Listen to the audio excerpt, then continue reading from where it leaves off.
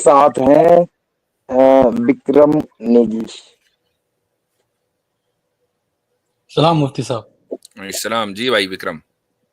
जी जी, मैं पहले भी आपके स्ट्रीम पे आया था कुछ 4-5 हफ्ते पहले। हम्म और मैं जब पहली बार आया था तो as a non Muslim, as a Hindu who is searching for truth hmm आया था।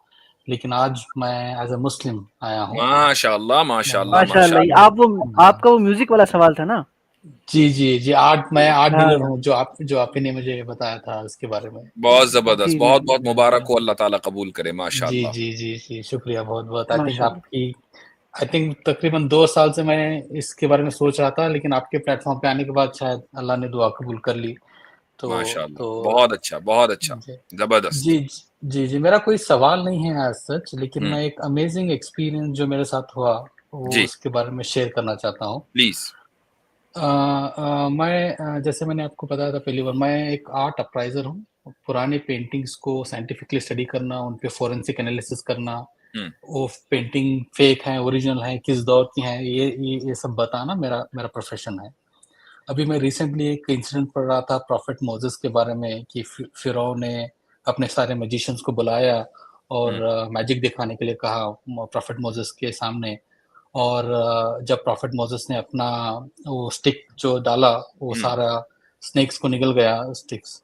तो जो मैजिशियंस थे सारे वहाँ पे, उन्होंने इस्लाम कबूल कर लिया। यानी जो अपने फील्ड का एक्सपर्ट होता है उसके सामने जब अल्लाह उसको प्रूफ देते हैं तो वो अनडिनाइबल हो जाता है। तो ऐसे ही मेरे साथ कुछ हुआ। ओके। आपसे बात होने के बाद हम्म अगले दिन ही मुझे एक सैन फ्रांसिस्को से कॉल आया। हम्म मैं एरिज़ोना में रहता हूँ। San okay. फ्रांसिस्को में मेरे एक एक्स कलीग काम करते हैं मॉडर्न आर्ट म्यूजियम में। उन्होंने मुझे बताया कि उनके एक क्लाइंट है, प्राइवेट क्लाइंट है चाइना में, हम्म जिन्होंने एक पुरानी बिल्डिंग खरीदी है ऑक्शन में। कुछ 150 साल पुरानी बिल्डिंग है वो। चाइना और में। उस बिल्डिंग चाइना हम्म में और उस बिल्डिंग से कुछ उन्हें 40 पेंटिंग मिली हैं पुरानी, और वो हम्म उसका इवैल्यूएशन करवाना चाहते हैं। अच्छा। तो क्योंकि ये काम बहुत बड़ा है, वो मुझे अपने साथ ले जाना चाहते हैं इस काम को कराने के लिए चाइना। तो हमने, और एक हमारे फ्रेंड है न्यूयॉर्क में सोहो म्यूजियम में काम करते हैं, तो उनको भी हमने साथ में लिया। तो हम 3 लोग तकरीबन 4-5, अब से बात होने के कुछ 2-3 दिन बाद हम सब चाइना गए इस काम को करने के लिए। हम्म तो वहाँ हम गए तो हम वहाँ देखा कि ये जो प्राइवेट क्लाइंट है, ऑफ कोर्स वो काफ़ी, जो जिस तरह का ट्रीटमेंट उन्होंने दिया और जिस हम्म तरह का अरेंजमेंट उन्होंने किया था ये सब करने के लिए, वो पता चल रहा था कि वो काफ़ी रिच क्लाइंट हैं ओके। जो इन्होंने ये किया है। तो हमने अपना काम शुरू किया। We started evaluating the paintings. कुछ 300 साल पुरानी पेंटिंग्स थी, कुछ 400 साल पुरानी पेंटिंग्स थी, ब्रिटिश एरा की कुछ पेंटिंग्स थी। उस सारे पेंटिंग कलेक्शन में से एक एक पेंटिंग निकली, वो पेंटिंग भी नहीं है, एक वो रफ स्केच है। तो मैं थोड़ा इसके बारे में डिटेल में बताना चाहूंगा कि हम्म ये रफ स्केच क्या होता था। कि जैसे अभी हम किसी भी मोमेंट को कैप्चर करना चाहते हैं, हमारे लिए अभी बहुत आसान है कि हम फोन निकालते हैं और फोटो कैप्चर करते हैं। पुराने जमाने में ऐसा नहीं हो पाता था। जो स्पेशली आर्टिस्ट हैं, वो जब भी बाहर जाते थे अपने साथ इंक पॉट और एक एक रफ ड्राफ्ट कैरी करते थे, और कोई ब्रीफ मोमेंट कैप्चर करना है उन्हें मार्केट प्लेस में, नेचर में, जो बहुत ही ब्रीफ मोमेंट के लिए हो रहा है, तो एक रफ स्केच बनाते थे ब्लैक एंड व्हाइट इसमें। फिर वापस अपने घर जाते थे, स्टूडियो जाते थे, उस पर डिटेल पेंटिंग बनाते थे अपनी मेमोरी से रिकॉल करके। इस तरह पेंटिंग का प्रोसेस हुआ करता था पहले। तो एक एक एक वहां से रफ स्केच निकला जो अच्छी तरह वेल फ्रेम्ड था रफ स्केच। वो हमने पहले उसको फ्रेम को इवेल्युएट किया, तो फ्रेम ही कुछ तकरीबन 350 साल पुराना था, वो जो पेंट लिखा था। फिर जब हमने वो स्केच को इवेल्युएट किया, वो तकरीबन 1400-1500 ईयर्स ओल्ड कार्बन डेटिंग से पता चला कि वो उतने पुराना है। हम्म अब मैं वो बताता हूँ कि वो स्केच क्या है, और उसको देखने के बाद मुझे इमीडिएटली पता चला कि ये इस्लाम ही सच है और इस्लाम ही हक है। वो स्केच क्या है कि एक सिंपल सा स्केच है। एक झरना है और एक ग्रुप ऑफ एनिमल्स है, शायद टाइगर जैसे लग रहा है कि एक टाइगर की फैमिली है जो पानी पी रही है। एंड फ्रॉम आर्टिस्ट पर्सपेक्टिव, ये शायद वो रात को कैप्चर कर रहा है कि एक टाइगर फैमिली आई है झरने के करीब पानी पीने के लिए। और इस स्केच की अमेजिंग पार्ट ये है कि जो मून है ना, वो स्प्लिट है ऊपर। उस अच्छा। Okay, स्केच में वो that's स्केच में जो है interesting. ना, Hmm. वो मून स्प्लिट है, वो पूरा Okay. नहीं है, ठीक है। Hmm. और एक उसके ऐसा एक कंटिन्यूम एक ये है, और वो अगली फ्रेम में, इसी पेंटिंग का एक अगला फ्रेम है जिसमें मून को फिर से वही सीन है, एक टाइगर की फैमिली है जो पानी पी रही है और मून को पूरा दिखाया गया है। सुभान अल्लाह। सुभान अल्लाह। ठीक है, ये देख के मुझे अनडाउटेडली पता चल गया कि there is no God but Allah and prophet Muhammad सल्लल्लाहु अलैहि वसल्लम is the final prophet of Allah. There is no doubt about it सुभान कि ये इंसिडेंट हुआ हम्म और किसी ने देखा और उसको रिकॉर्ड भी किया, और ये हिस्टोरिकल प्रूफ है कि ये हुआ। और ये I mean no God but Allah can do this kind of thing. सुभान अल्लाह, जबरदस्त। तो आप मुझे बताएं कि वो जो स्केच था उसका कोई रिकॉर्ड आपके पास है? मसलन हाँ, मैं सबसे पहले तो ये जानना चाहूंगा कि ये कैसे पता चला कि ये स्केच 1400 साल पुराना है? हाँ, प्लस हाँ, पहले ये बताइए मुझे जी। ठीक है। तो इसका एक प्रोसेस होता है मुफ्ती साहब, जो हम पेंटिंग का जो टाइमलाइन इवेलुएट करते हैं। सो फर्स्ट हम पेपर का इवेलुएट करते हैं कि वो पेपर कितना पुराना है, वो पपायरस है या कैनवस है या कपड़े पे बनाया गया है।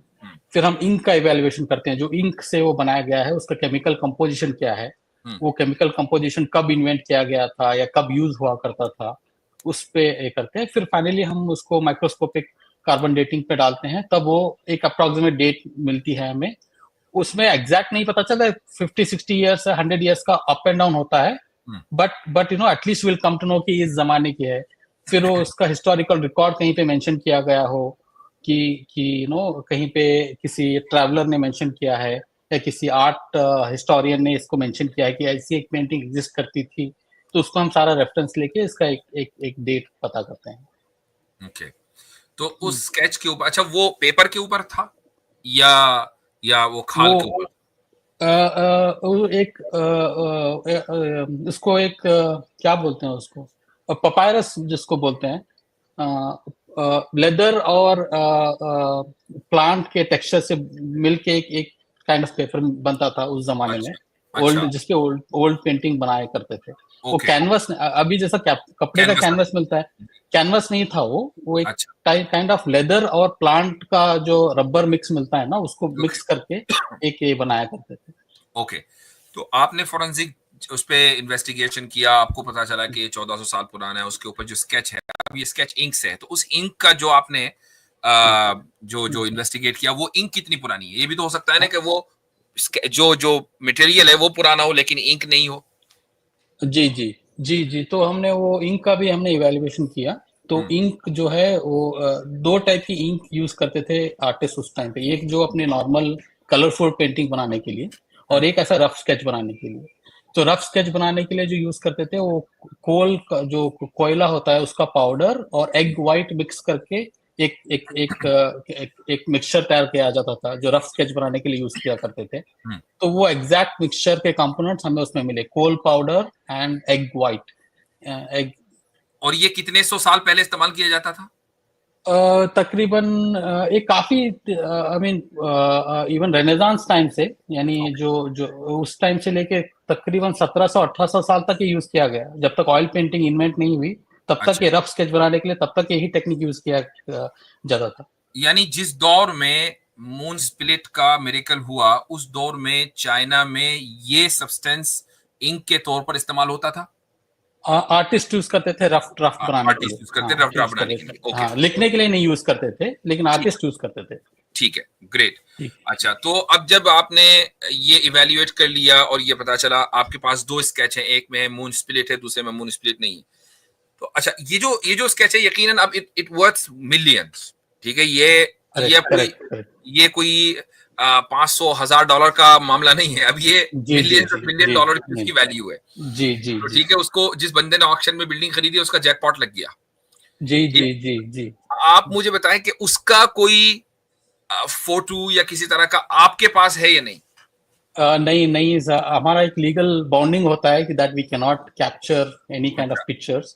अच्छा, मैं आर्ट वर्ड से जो ये है, जितना ओपनली हमें देखने को मिलता है आर्ट म्यूजियम्स में, गैलरीज में, उससे 100 गुना ज्यादा प्राइवेट कलेक्टर्स के पास आर्ट है आज। अच्छा, हाँ, और अमीरों के लिए एक फाइनेंशियल एसेट की तरह ट्रीट किया जाता है। सही। Rich people treat this as financial asset and they preserve it very privately. कई बार हमें ये भी पता नहीं होता कि हमारा क्लाइंट कौन है, सिर्फ हमें पेमेंट मिलती है, हम इवैल्यूएट करते हैं। Okay. So some very rich and powerful people hold ownership of these kind of historical paintings. Okay. तो मैं तो अब इसका रेफरेंस, यानी ये चीज तो दुनिया के सामने लाने की है कि इस तरह की एक पेंटिंग चाइना में मिली है। चूंकि अभी तक ये डिबेट होती थी कि भाई जब मून स्प्लिट हुआ तो किसने देखा, अगर देखा तो उसका हिस्टोरिकल रिकॉर्ड क्या है। तो ये हिस्टोरिकल रिकॉर्ड तो सामने मौजूद है, लेकिन दुनिया के सामने नहीं आया। तो अब ये दुनिया के सामने इसके आने का क्या तरीका है? जी, अगर इसके दो तरीके हैं, या तो जो ओनर हैं वो खुद वॉलंटरली इसको दुनिया के सामने लेके आए, या तो कोई इनसे खरीदे पेंटिंग और वो दुनिया के सामने लेके आए। ओके, ठीक है। अच्छा, मुझे ये बताएं कि आपके पास मसलन अगर कोई अब किसी को नहीं पता, हो सकता है कि वो ओनर चाइना में बैठा हुआ, किसी को नहीं पता, लेकिन लोगों को आपका पता है, भाई एक साहब है विक्रम नेगी, वो इस मामले के एक्सपर्ट हैं। इमेजिन करें कि कोई ऑर्गेनाइजेशन इस चीज को इसको खरीदना चाहे, तो वो आपके थ्रू उस तक पहुंच सकती है?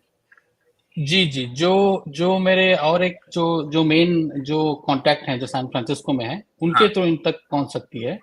और आई थिंक प्रोबेबली मैं आपसे ऑफलाइन कांटेक्ट करूंगा, then probably we can come to some this thing. I don't know कि वो क्लाइंट बेचने में इंटरेस्टेड है या नहीं है, बट एटलीस्ट अप्रोच तो किया जा सकता है। दैट ना बेचे, दिखा दे भाई वो उसका जी कुछ ना कुछ हो जाए। लेकिन I mean it is very amazing, और आई थिंक आज की जो ये स्ट्रीम है उसका वक्त वसूल हो गया, बल्कि सारी स्ट्रीमों का वक्त वसूल हो गया अभी तक की जितनी हुई है 124।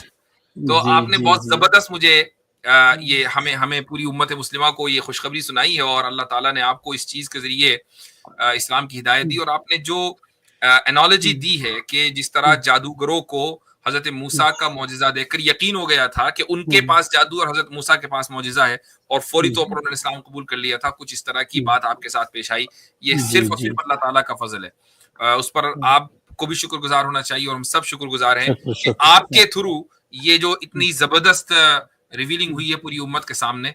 तो इंशाल्लाह मुझे आप एक तो ये कि ईमेल करें, मेरा ईमेल चल भी रहा है, तो ईमेल कीजिए, मैं आपसे कनेक्ट करूंगा, कांटेक्ट करके बात देखेंगे हम किस तरीके से उस तक पहुंचा जा सकता है, मुख्तलिफ ऑर्गेनाइजेशंस को इन्वॉल्व किया जा सकता है। I think it's a very powerful revealing.